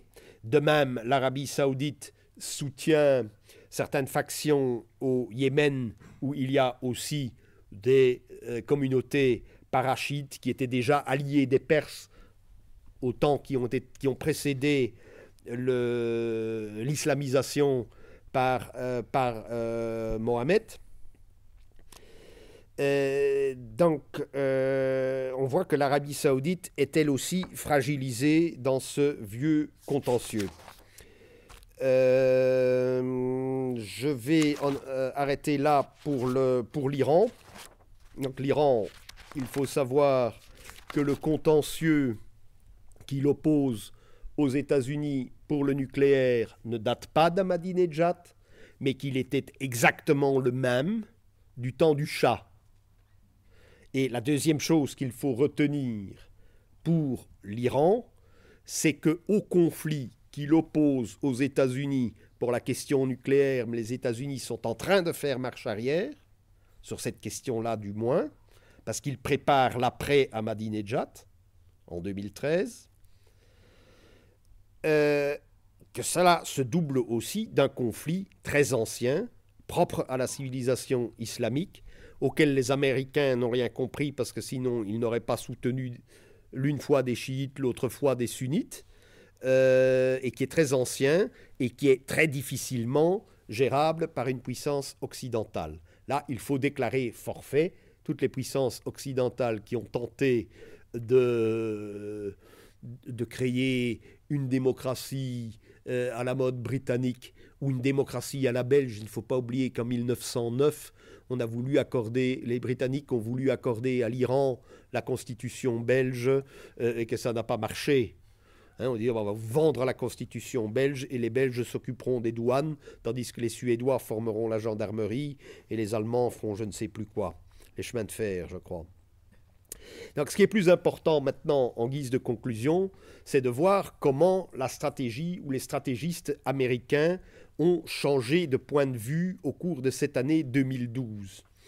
Donc, il y a des mutations qui sont observables chez la plupart des grands stratégistes, notamment chez Edward Luttwak. Vous savez, Edward Luttwak, c'est cet historien au service du Pentagone qui a écrit ce livre sur la grande stratégie de l'Empire romain dans les fin des années 80, où les États-Unis étaient l'Empire romain qui devait contrôler la Hongrie, comme l'Empire romain devait contrôler la Pannonie, parce que c'était une porte d'entrée des peuples cavaliers dans l'Empire romain, et devait contrôler la Dobruja, c'est-à-dire l'embouchure, le delta du Danube, parce que par là aussi pouvaient s'engouffrer, d'ailleurs les Visigoths le feront, au moment de l'effondrement de l'Empire romain. Il fallait contrôler et verrouiller ces deux régions, raison pour laquelle la Hongrie et la Roumanie font désormais partie de l'OTAN. Bon, ensuite, Zbigniew Brzezinski, le principal stratégiste américain, a provoqué une sorte de coup de théâtre en février-mars 2012, quand est paru son nouveau bouquin Strategic Vision, qui prend le contre-pied de ce qu'il avait dit précédemment, mais qui ne prend pas le contre-pied parce qu'il serait devenu trop âgé, c'est un octogénaire bien avancé, pas parce que... Non, c'est une logique imparable. Il a dit, ben voilà, j'ai échoué dans mes projets, et nous allons voir ce qui s'est passé. Donc, qui est ce Zbigniew Brzezinski? C'est celui qui, à l'époque de Nixon et de Kissinger, Nixon surtout, est un président américain qui veut respecter les règles de la diplomatie traditionnelle. Nous avons un allié, il a son modus vivendi, il a son système politique, par exemple celui du Shah d'Iran. Nixon est resté fidèle, d'ailleurs, est le seul à être resté fidèle au Shah d'Iran. Nixon et Kissinger veulent une sorte de statu quo dans la guerre froide, une sorte de coexistence passive.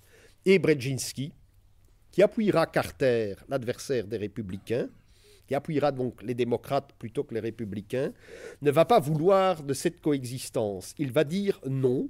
Il va dire non, nous pouvons gagner la guerre froide, nous, les États-Unis, en soutenant les Moudjahidines en Afghanistan et par extension en soutenant tous les extrémistes arabes ou en faisant de cette masse démographique d'hommes jeunes prêts à combattre, où ils en ont plus que nous, évidemment, que les sociétés occidentales. Nous allons puiser dans ce réservoir et nous allons les utiliser pour harceler les puissances adverses, en l'occurrence l'Union soviétique. Et parallèlement, nous allons utiliser les droits de l'homme comme élément subversif à partir surtout de la présidence de Carter. C'est en 1976 que cette idéologie des droits de l'homme va se généraliser et qu'elle sera vulgarisée par Bernard-Henri Lévy dans le Testament de Dieu, dans le socialisme à visage humain et dans toute une série d'ouvrages, y compris l'idéologie française, qui vont dire oui mais ça, tout ça, ce sont des idéologies étatiques, personnalistes, communautaires, etc. Et tout ça est dangereux, donc il faut adopter une sorte de libéralisme à l'américaine. Donc l'objectif premier de Brzezinski, qu'il écrira dans son livre, qui est un best-seller international, The Grand Chessboard, traduit en français par Le Grand Échiquier, c'est de briser la puissance soviétique, donc la puissance russe, que ce soit des soviétiques qui tiennent le pouvoir à Moscou ou que ce soit un tsar. Pour Brzezinski, pour les États-Unis et pour la Grande-Bretagne à l'époque, ce que l'on oublie très souvent, c'est pas de puissance dans le cœur de la grande masse continentale eurasienne. Donc on va soutenir les dissidents musulmans, on va soutenir les moudjahidines afghans, ils vont épuiser les ressources soviétiques sur les hauts plateaux afghans, qui sont quand même un territoire très difficile à contrôler, et qu'au XIXe siècle, à la suite de 2 ou 3 guerres, l'Empire britannique, avec des troupes indigènes tout de même, pas des troupes britanniques qui sont tout de même assez étrangères à ce territoire montagneux, ne parviendront pas à le contrôler. Par la même occasion, avec un effondrement éventuel de l'Union soviétique, nous allons contrôler la route de la soie. Rappelez-vous, dans les années 90, on parlait beaucoup de la route de la soie. On va donc contrôler tout depuis Damas, depuis la Syrie jusqu'à la frontière de la Chine, avec une certaine alliance avec la Chine pour Brzezinski. Nous allons continuer de Silk Road, donc la route de la soie. Route de la soie qui n'est pas une route caravanière, bien entendu, mais un système d'oléoducs et de gazoducs. C'est ça, la route de la soie, dans la perspective de Brzezinski. On va détacher l'Ukraine de la Russie, ce qu'on a essayé avec une révolution orange, mais ça n'a pas marché. Et on va soutenir à l'époque les panturquistes, avec le président turc de l'époque, Turgut Özal. Turgut Özal va se rendre dans toutes les ex-républiques soviétiques qui sont musulmanes et turcophones, et va prêcher pour un panturquisme. On va même lancer un satellite avec des programmes de télévision turcs, mais bon, malgré tout, les Ouzbeks ne comprennent pas très bien le turc des Turcs ou l'ouzbek fabriqué à Ankara. Donc ça n'a pas marché, et Özal a reçu quand même, je dirais, une sorte de coup de pied au derrière de la part de Nazarbayev, le président du Kazakhstan, qui a dit « Non, moi je suis le véritable et seul panturquiste, vous n'êtes pas des vrais Turcs », ce que disent d'ailleurs les Kazakhs dans une ville multiculturelle comme Bruxelles.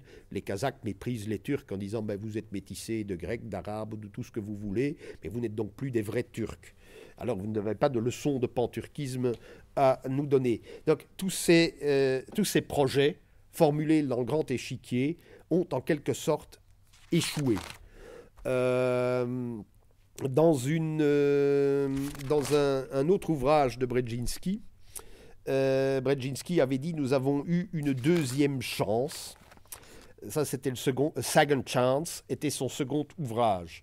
Alors, il préconisait de remettre sur le métier d'une manière quelque peu différente cette stratégie qu'il avait élaborée dans le Grand Échiquier, mais les États-Unis, avec les néoconservateurs de Bush, se sont focalisés sur l'Irak, n'ont plus eu d'autres politiques, ont eu un soutien trop délibéré à Israël, dit Brzezinski aujourd'hui, ce qui leur a fait perdre de vue des réalités plus vastes dans le Grand Moyen-Orient, ce qui correspond un petit peu aussi à ceux qui plaident en faveur d'une nouvelle alliance avec l'Iran après Ahmadinejad, donc pour 2014. C'est une hypothèse qu'il faut quand même retenir. Donc Brzezinski va se dire cette seconde chance, les néoconservateurs autour de Bush ne l'ont pas saisie, donc nous n'aurons pas de troisième chance. Et ça, il l'annonçait déjà, nous n'aurons pas de troisième chance. Comme il n'y aura pas de troisième chance, il propose depuis mars de cette année Strategic Vision. Et de quoi s'agit-il ? Il s'agit d'une nouvelle stratégie qui dit, ben voilà, nous n'avons pas réduit la Russie, il faut s'allier avec la Russie pour faire un grand monde septentrional qui partirait de l'Alaska pour retourner à l'Alaska de l'autre côté et qui comprendrait la Turquie. Donc, ce serait une civilisation occidentale qui ne serait plus la civilisation occidentale telle qu'elle avait été théorisée d'abord en 1993 par Huntington dans Foreign Affairs. Pour Huntington, il y avait une civilisation euro-atlantique, donc avec les États-Unis, le Canada d'une part, l'Europe occidentale catholique et protestante, et il y avait la Russie plus les puissances orthodoxes, la Grèce, la Roumanie, la Bulgarie, la Serbie. Donc, il y avait, sur le territoire européen, il y avait quelque part à l'est une cassure pour Huntington. Donc, cette cassure n'existe plus. Cette hypothèse n'est pas retenue par Brzezinski cette année. Il faut donc faire alliance avec la Russie, mais il ne faut pas démoniser la Chine, ce qui se fait aux États-Unis. Il y a ceux qui agitent l'épouvantail chinois. Brzezinski n'est pas d'accord. Il dit il est logique avec lui-même puisqu'il a toujours préconisé une alliance sino-américaine.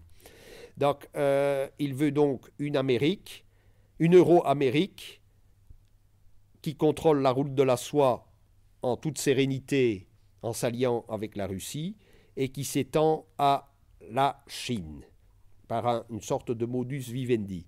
Car, dit-il, si nous démonisons la Chine, si nous la décrions comme un ennemi absolu, ben les Chinois vont démoniser l'Amérique et ils vont quelque part y réussir dans certains pays asiatiques, voire en Afrique. Donc la Chine aussi, rappelle-t-il, est le plus gros détenteur de la dette américaine. Plus de 25% de la dette américaine est détenue par la Chine, si bien qu'on parle parfois de Chine-Amérique, d'un binôme, d'une sorte de G2 qui contrôlerait l'économie de la planète. Et alors, dit Brzezinski, il faut empêcher Israël d'attaquer l'Iran, car ce serait une guerre totale, que personne ne gagnera, et le Golfe sera en flammes, ce qui va permettre de quadrupler le prix du pétrole en l'espace de quelques semaines et plonger le monde dans une crise économique sans précédent. Donc voilà ce qu'il a dit cette année-ci. C'est totalement différent de ce qu'il disait précédemment. Donc la dynamique de superpuissance, dit-il, nous en avons fait, la dynamique de superpuissance, notre dynamique de superpuissance, nous en avons fait une dynamique d'autodestruction. Exactement comme les soviétiques l'ont fait dans les années 70 et au début des années 80. Donc Zbig, comme on l'appelle dans les milieux diplomatiques américains, est en fait, avouons-le, c'est le conseiller du prince qui a eu, dans toute l'histoire de la planète, le plus d'influence. C'est lui qui a influencé un prince qui disposait de moyens qu'aucun prince n'avait jamais eu à sa disposition précédemment dans l'histoire. Il rompt avec les néoconservateurs à partir des années 2007 et 2008. Avant, il avait à peu près la même approche qu'eux, mais il s'est retiré. Il ne veut pas de leur bellicisme, il ne veut plus de leur bellicisme. C'est ce qu'il écrivait justement dans Second Chance.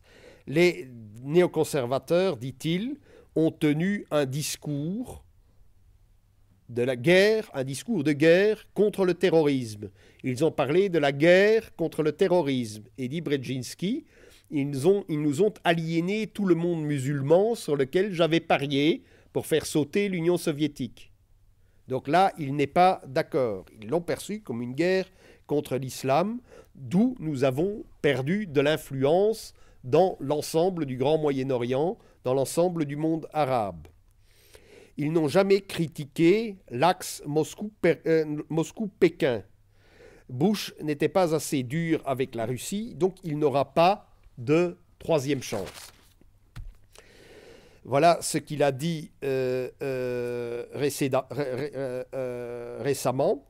Et le recul des États-Unis aux yeux de Brzezinski, qui fut quand même le principal stratégiste au cours de ces 40, si pas ces 50 dernières années, ce recul américain n'est pas un affaiblissement fatal pour l'Occident si l'euro-Amérique s'allie avec la Russie, de Vancouver à Vladivostok, et tient tout l'hémisphère nord, mais elle doit être alliée avec la Turquie.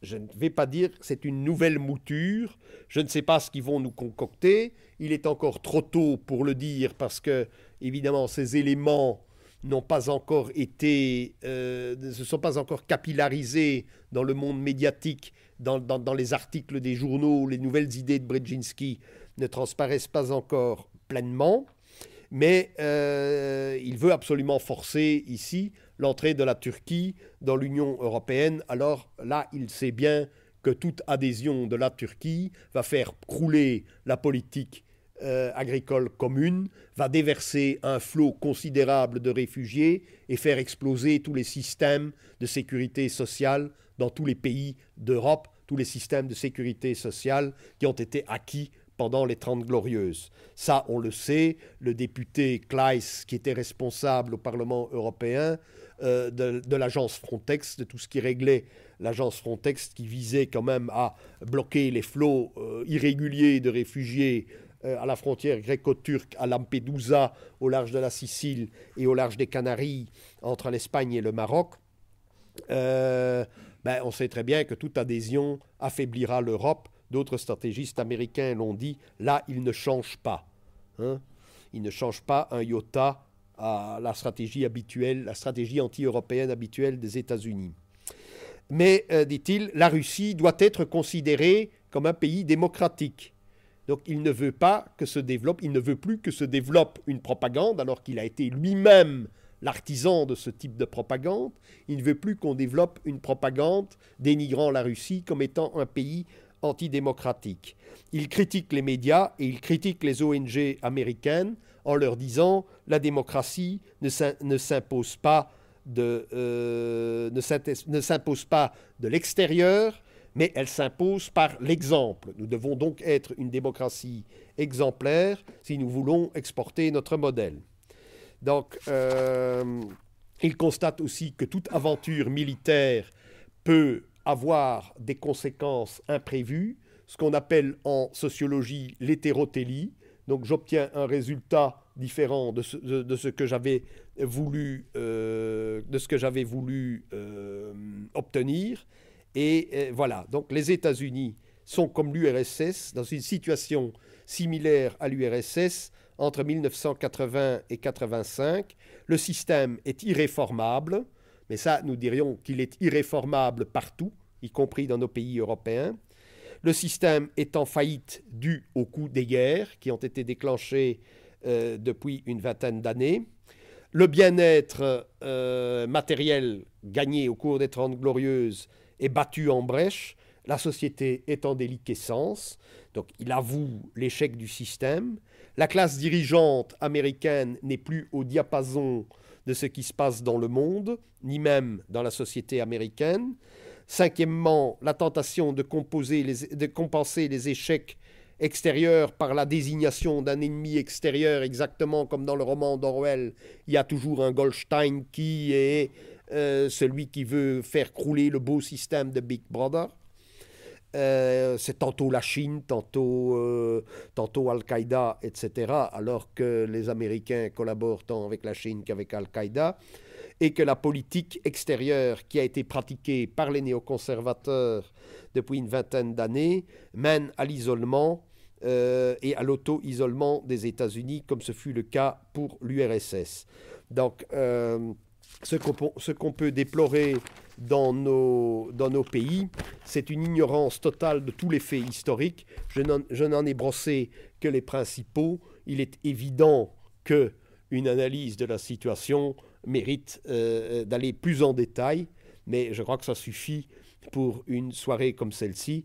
Et si vous avez des questions à poser, je serai ravi, ou des remarques à formuler, je serai ravi, bien entendu, de les entendre. Mais c'est très incomplet, le texte sera plus complet.